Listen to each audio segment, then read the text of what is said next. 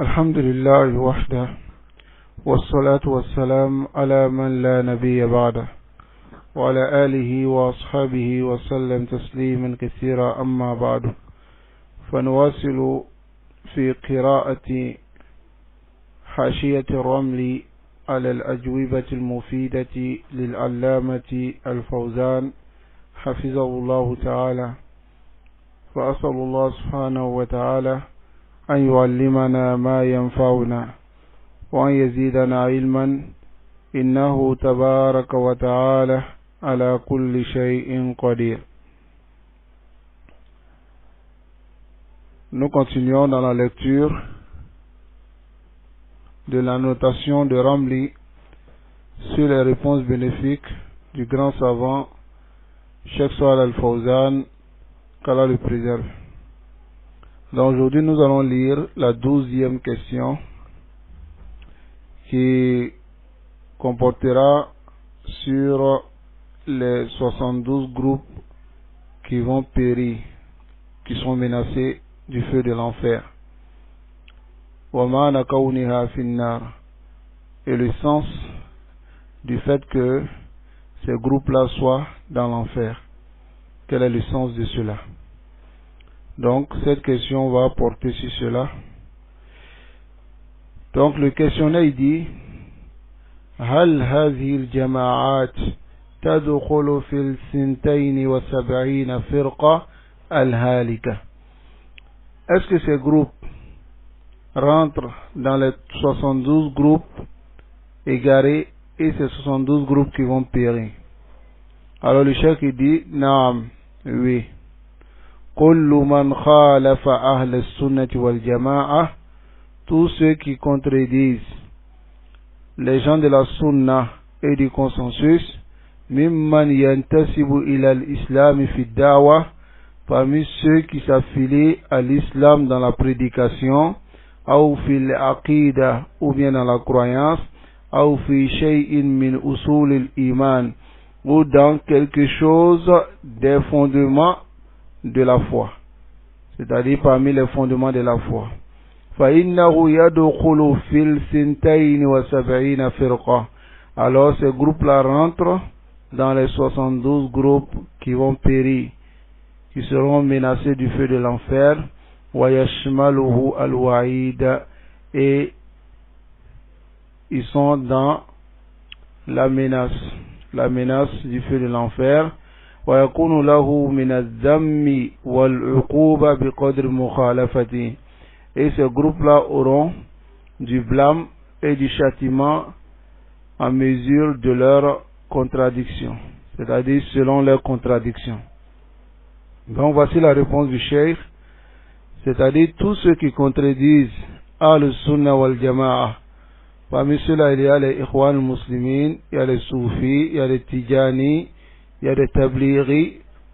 Tous ceux qui contredisent la voix des gens de la Sunna fait partie des 72 groupes égarés qui vont périr et qui ne seront pas bimana dans le groupe sauvé et qui sont menacés du feu de l'enfer. Donc le Cheikh Ali Ramli il dit dans sa hashiyya هذا السؤال يدور حول حديث الافتراق ودخول هذه الجماعات فيه. Il dit cette question tourne autour du hadith de la division de la communauté et l'entrée de ce groupe dans ce hadith.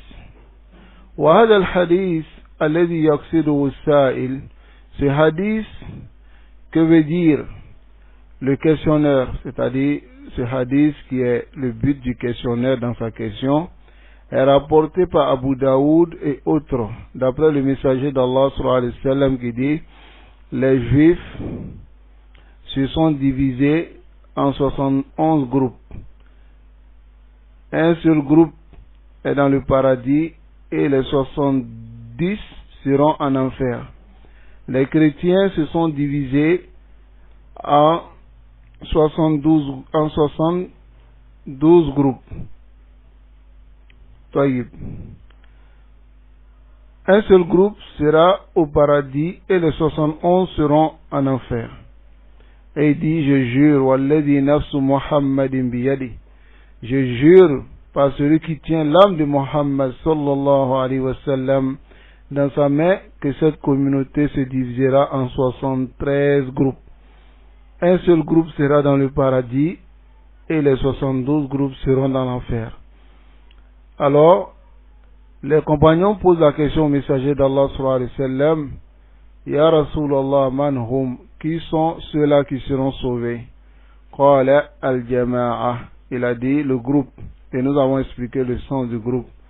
C'est ceux qui se rassemblent sur la vérité, sur le Coran, la Sunna et la compréhension des peuples prédécesseurs.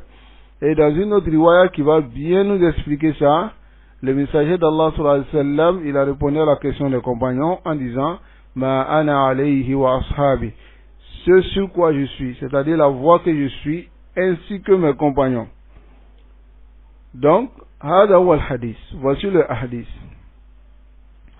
Wa ahammu amrin nahtaju fi fahmi hada al-hadith, la chose la plus importante dont on a besoin dans la compréhension de ces hadiths, huwa at-tafriqa, c'est la division. Ma bayna al-haqqi wa ahli, ma bayna ahli al-haqqi wa ahli al-batil. C'est qu'il y a entre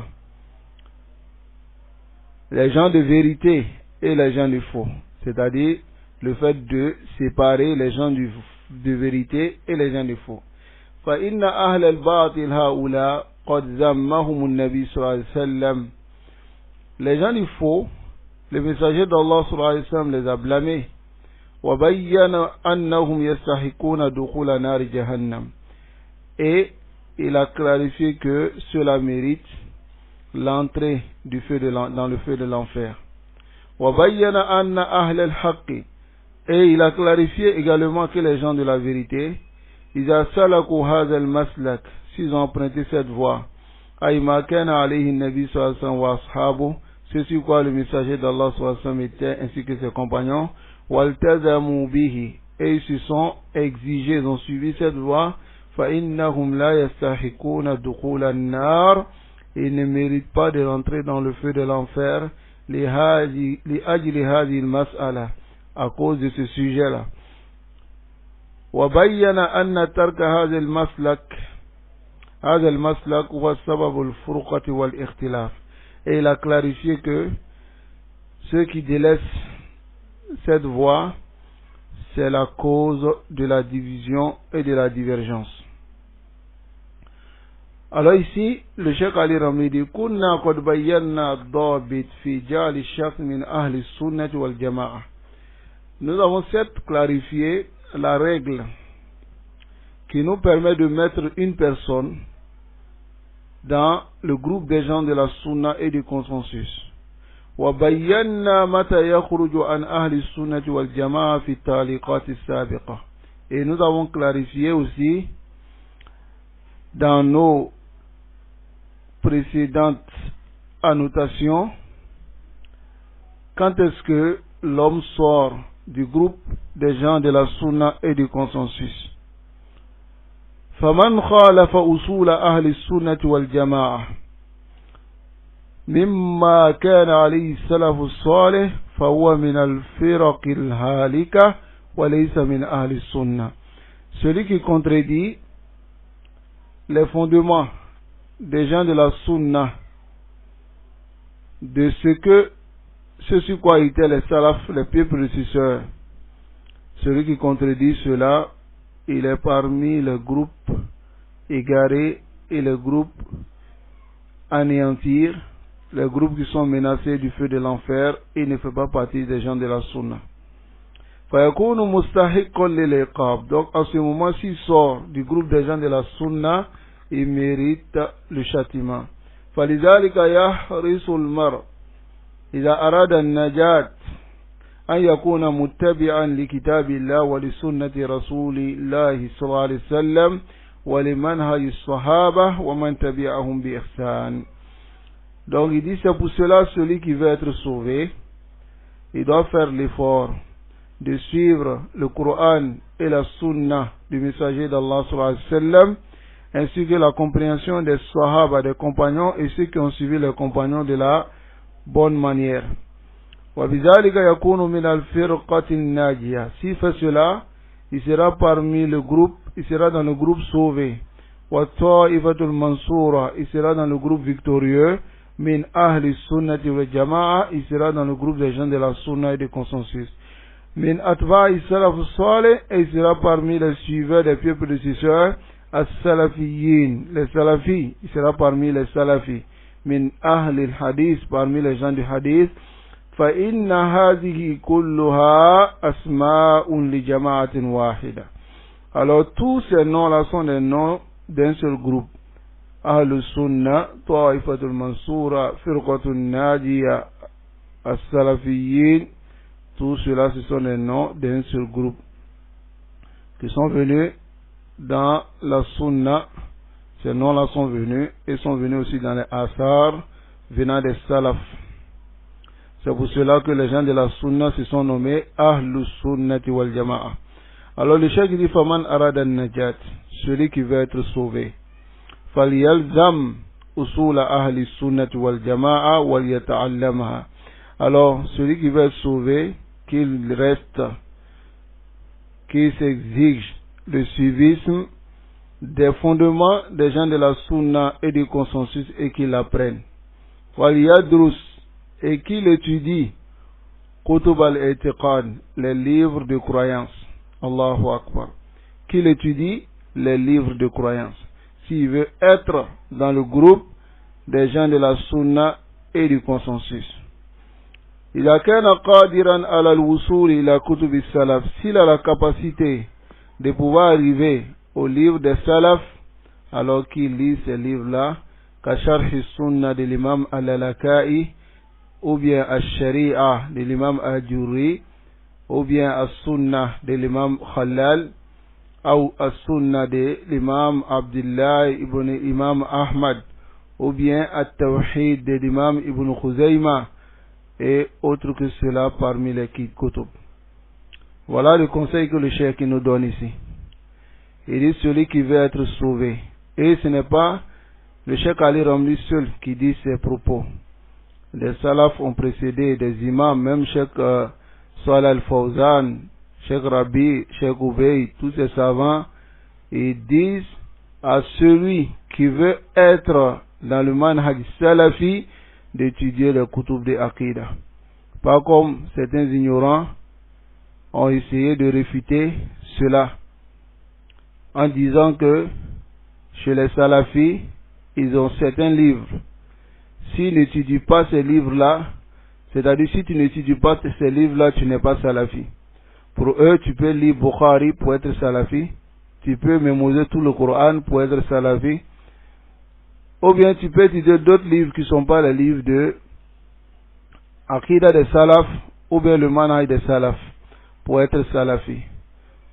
Donc ici, ces personnes-là par cela ont montré leur ignorance des taqrirat des ulama, de ce que les savants disent, de ce que les salaf ont dit, de ce que les salaf ont donné comme conseil pour celui qui veut être sur le manhaj salafi.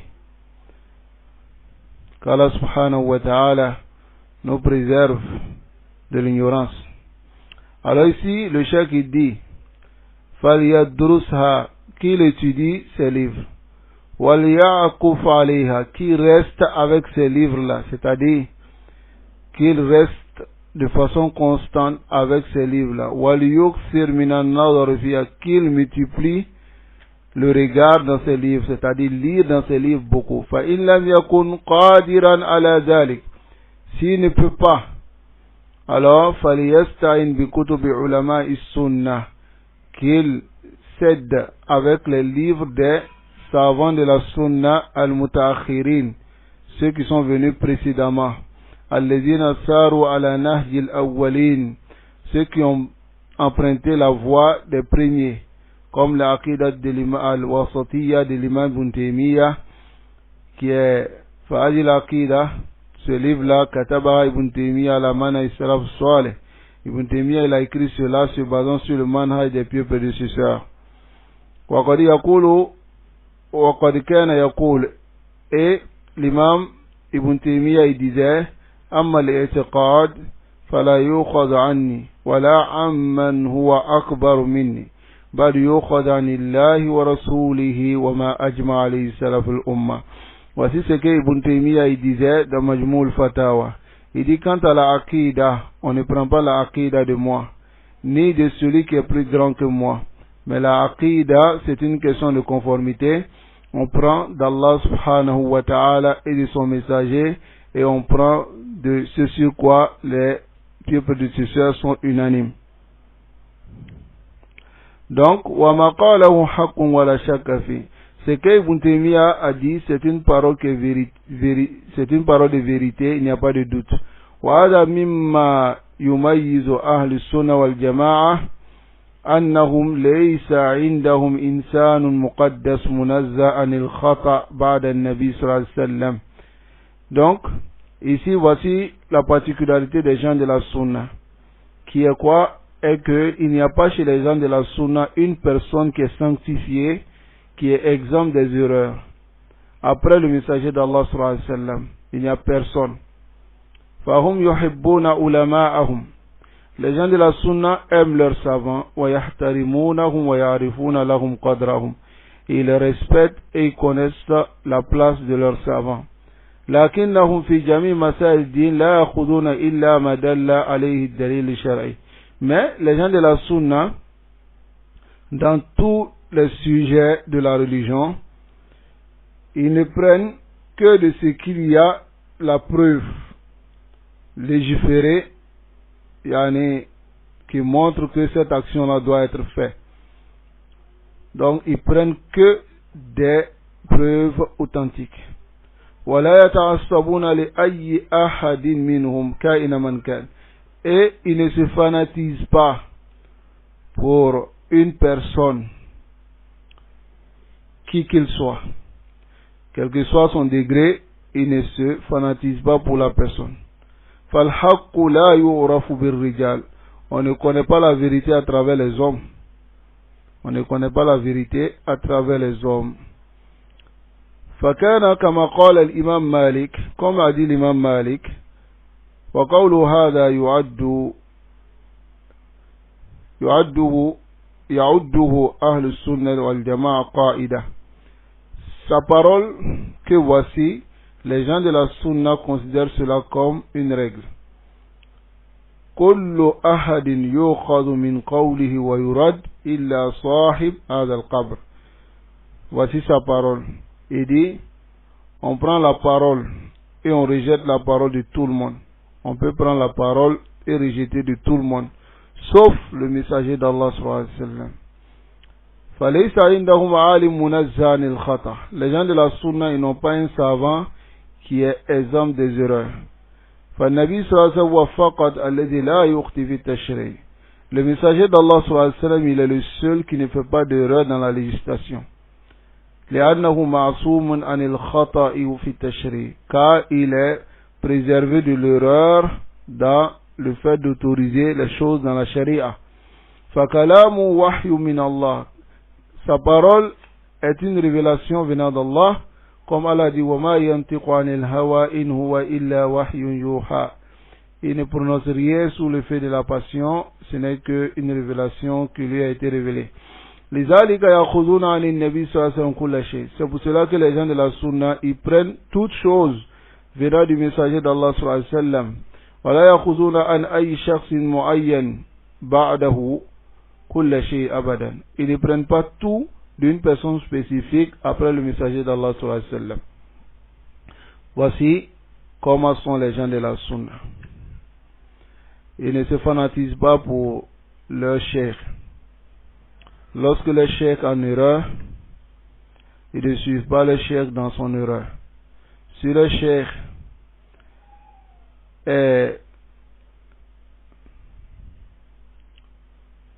a été objet de mise en garde par les gens, alors ils conseillent leur cheikh.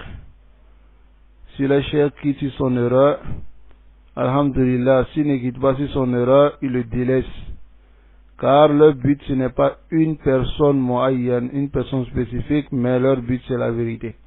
Voici comment sont les gens de la sunna et voici comment même tous les prédicateurs qui s'affilient au manhaj salafi doivent éduquer leurs élèves, de suivre la preuve, rien que la preuve, de ne pas eux les suivre.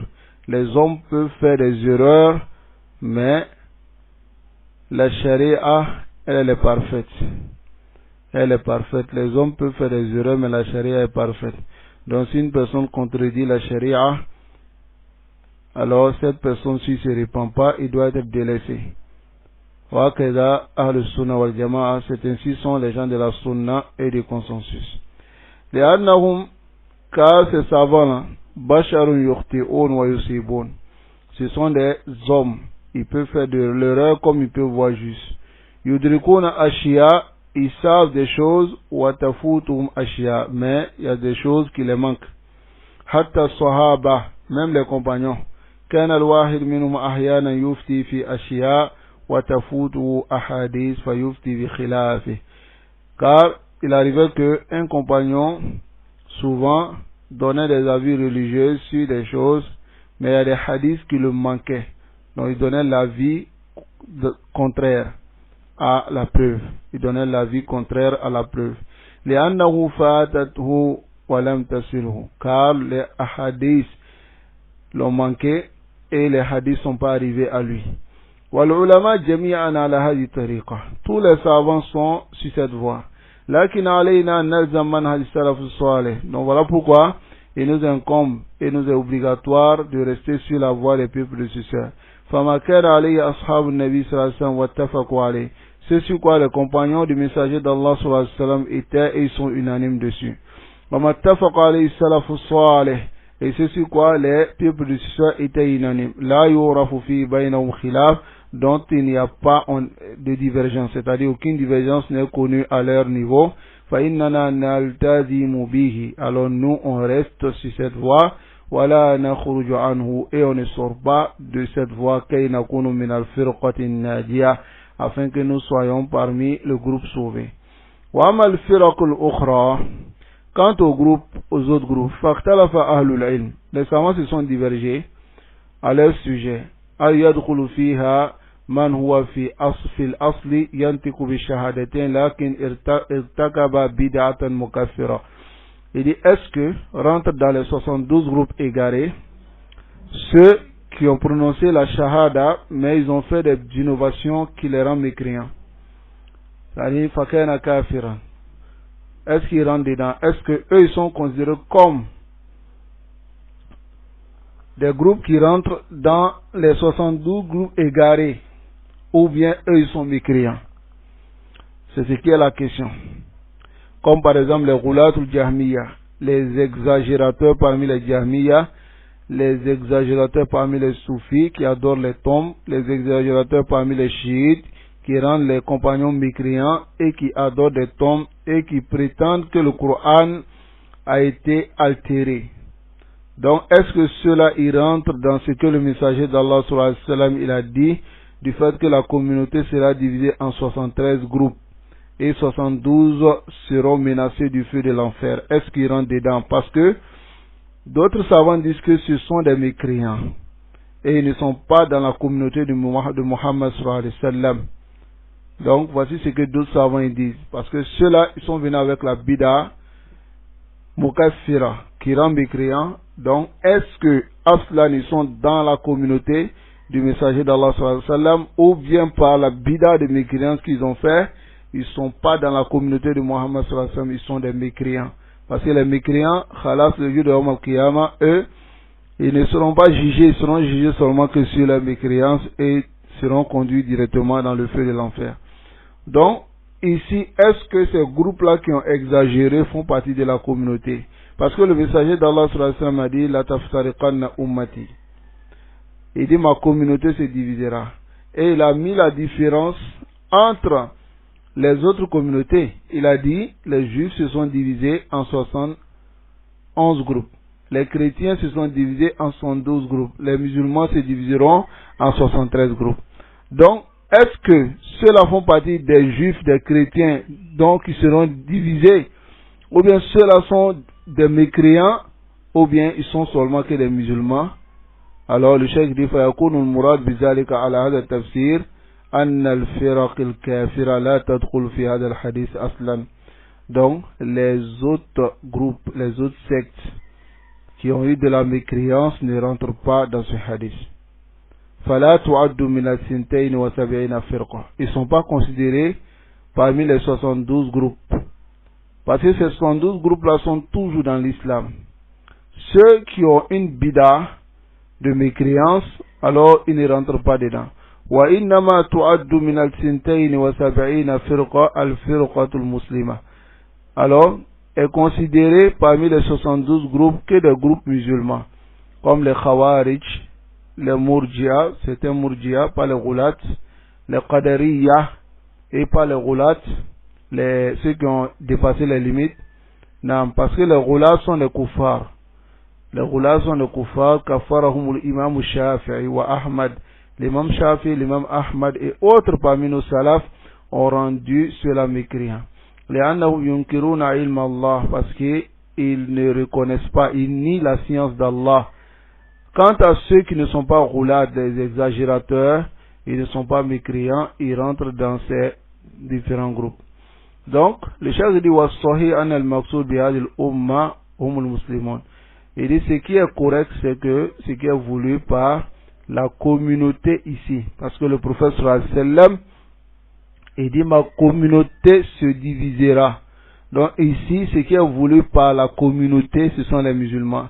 Ceux qui ont les bidas qui les font sortir, alors ils ne sont pas considérés dans ces 72 groupes. Bal, eux, ils sont des mécréants, ils n'auront pas le jugement de ces 72 groupes. Amal firaqul lati tukfar, quant aux groupes qui sont mécréants, ils ne sont pas considérés, comme a dit le cheikh ici. Wa amma mana dukhulihim nar fahum, quant au sens du fait qu'ils vont rentrer dans l'enfer. Écoutez bien cela. S'ils meurent sur cela, s'ils meurent dans leur bida, ils méritent l'entrée dans l'enfer. Mais même avec cela, ils sont sous la volonté d'Allah. Si Allah veut, Allah les châtie. Si Allah veut, Allah les châtie pas. Si Allah les châtie, alors il les fait rentrer dans le feu de l'enfer pour pouvoir les purifier, les châtier à cause des bidas qu'ils ont apportés. Mais ils ne seront pas éternisés dans le feu de l'enfer. Au contraire, leur destination sera le paradis, Inch'Allah. Car ils sont des musulmans. Comme Allah dit dans le Coran, Inna Allah la yaghfiru an yushraka bih wa yaghfiru ma duna dhalika liman yasha. Allah ne pardonne pas qu'on lui donne des associés, mais il pardonne tout autre péché en dehors du shirk. Donc voici leur jugement dans l'au-delà. Quant à leur jugement dans la dunya, ils font partie des égarés. C'est ce que nous disons. Ils font partie des égarés qui méritent l'entrée dans le feu de l'enfer, le jour de la résurrection dans l'au-delà. Donc, voici leur jugement dans la dunya. Pourquoi? Parce que ces égarements-là peuvent les mener même à sortir des 72 groupes. S'ils sortent des 72 groupes khalas, ils ne seront pas sous la mashia, sous la volonté d'Allah subhanahu wa ta'ala. Et ils seront éternisés dans le feu de l'enfer. Voilà pourquoi les gens de la sunna les rendent service. En mettant en garde contre eux, en clarifiant leurs erreurs, afin qu'ils puissent revenir. Car s'ils restent dans leurs erreurs, et ils continuent dans les erreurs, et qu'ils ne reviennent pas, alors ils risquent de rentrer dans la mécréance. Parce que al-bid'atu baridul kufr, la bid'a mène à la mécréance. Ceux parmi les différents groupes égarés qui sont rentrés dans la mécréance, ils n'ont pas commencé par la mécréance. Ils ont commencé avec de petites innovations, mais lorsqu'ils se sont enfoncés, ils sont sortis par la grande porte. Donc voilà pourquoi c'est très important de comprendre cela, ayyuhal ikhwa. Ceux parmi les innovateurs qui ont des innovations, qui sont interpellés par les gens de la sunna avec les preuves, alors sachez que les gens de la sunna sont arhamun nas lil khalq. Ils font miséricorde aux gens. Et parmi les miséricordes, il y a le fait de répliquer sur les innovateurs. Ça, c'est une miséricorde pour eux. Afin qu'ils ne soient pas trompés par leur innovation et qui s'enfoncent au fur et à mesure et qui sortent carrément de l'islam. Voilà pourquoi les gens de la Sunna mettent en garde contre eux. Une miséricorde pour eux et les suiveurs, et aussi dire aux autres musulmans, méfiez-vous de ceux-là. Voilà le but de ces mises en garde. ولا يلزم بعد هذا كل أن يكون هم الأكثر الأمة. Donc, ici, cela ne veut pas dire que ils sont les plus nombreux, c'est-à-dire ceux qui sont égarés. وإن كثر عدد الفرق, même si le nombre des différents groupes sont nombreux, même si les nombres sont nombreux, comme par exemple 72 groupes et les gens de la Sunna, un seul groupe. Donc, ça ne veut pas dire que les 72 groupes sont plus nombreux que le un seul groupe, comme le cheikh dit. فيمكن مثلا, il est possible par exemple أن تكون فرقة واحدة عددها 10,000. Il dit par exemple un seul groupe peut être 10 000 personnes. Et il se peut aussi que les 72 groupes, dans chaque groupe par exemple il y a 5 personnes. Quels sont les plus nombreux? Est-ce que ce sont les 72 groupes ou bien c'est un seul groupe? C'est le un seul groupe, c'est eux qui sont nombreux parce qu'ils sont 10 000, alors que les 72 groupes, dans chaque groupe il y a 5 personnes, n'est-ce pas? Donc, ici, qu'est-ce que le cheikh veut dire? Le cheikh veut dire que il y a certains qui pensent que le fait que le messager d'Allah a dit un seul groupe, ça veut dire qu'ils ne sont pas nombreux. Ça veut dire qu'ils ne sont pas nombreux. C'est les 72 groupes qui sont nombreux, parce que lorsqu'ils calculent 72 par rapport à un groupe, forcément les 72 groupes sont nombreux. Donc le cheikh dit Ma zannahu ba'du ahli al-ilm, c'est ce qu'a pensé certains parmi les gens de science, que forcément si on dit 72 groupes, ça veut dire qu'ils sont plus nombreux que un seul groupe, car on a dit 72 groupes. Pourtant un seul groupe, les gens peuvent être plus nombreux que les 72 groupes. Et l'exemple qu'il a donné ici dit, par exemple, un seul groupe, ils sont 10 000. Et les 72 groupes, ils sont 5 multipliés par 72. Donc, eux ne sont pas plus beaucoup que les 10 000 personnes. Il faut dire en réalité que moi-même, j'étais sur cette compréhension. Mais le cheikh, Hafizahullah, il vient de m'enseigner. Donc, j'étais sur cette compréhension et j'avais l'habitude de dire aux gens, me basant sur ce que j'ai vu de certains savants, mais le cheikh Ali Ramli ici a montré que ça c'est batil et ce n'est pas sahih. Donc ce qui veut dire que je ne suis plus sur cette parole-là. Et ceux à qui j'ai dit ces paroles-là, je reviens, je ne suis pas dessus. Parce que le cheikh, ce qu'il a dit, c'est compréhensible ici. Car un seul groupe ne veut pas dire qu'ils sont pas nombreux. Non. Qu'Allah subhanahu wa ta'ala nous accorde la compréhension et accepte nos repentirs. Donc, le cheikh dit Walladhi yuhimmuna, ce qui nous importe ici, fi hadha al-maqam, surtout dans cette place-là, min hadha al-hadith, de ce hadith-là. Ce qui est le plus important, annafama anna hunaka firaqan. On doit comprendre qu'il y a des groupes tastahiqu adab jahannam, qui méritent le châtiment de l'enfer. Mais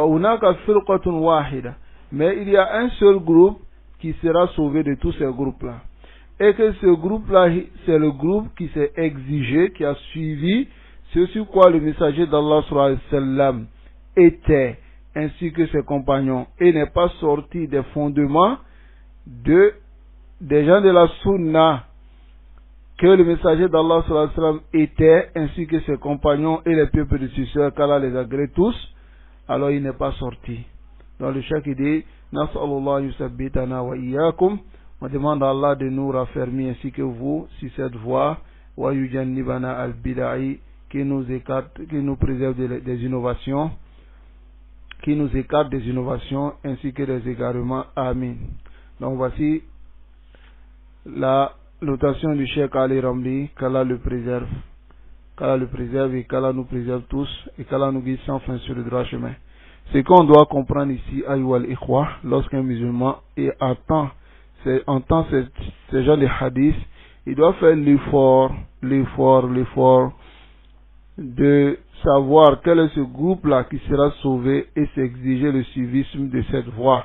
Comme les compagnons dans ce hadith, ils ont demandé au messager d'Allah sallallahu alayhi wa sallam qui sont ceux-là qui seront sauvés. Et le messager d'Allah sallallahu alayhi wa sallam leur a dit, ceux qui ont suivi ma voie ainsi que mes compagnons. Donc voici, il a donné la maladie, mais il a apporté le remède. Nasallallahu alayhi wa sallam. Subhanakallahumma bihamdik. Ashhadu an la ilaha illallah. Astaghfiruka wa atubu ilayk.